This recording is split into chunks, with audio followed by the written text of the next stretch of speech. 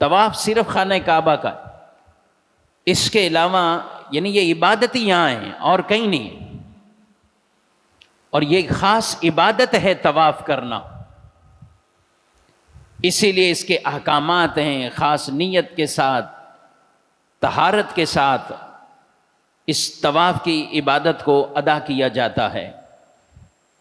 بلکہ یہاں تک فرمایا کہ مکہ مکرمہ کے اندر اگر آپ عام نارمل یعنی کوئی اور عبادت کرتے ہیں، نماز پڑھتے ہیں، تلاوت کرتے ہیں، لیکن آپ کو موقع میسر ہے کہ آپ طواف کر لیں، تو اس نفلی نماز سے زیادہ فضیلت اس طواف کی ہے، کہ یہ زیادہ ثواب ہے۔ کیوں؟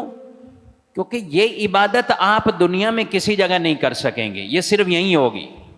نفل نماز آپ کہیں بھی پڑھ سکیں گے، تلاوت آپ کہیں بھی کر سکیں گے، لیکن طواف کی عبادت وہ یہیں ہے، اس لیے طواف افضل ترین عبادت ہے۔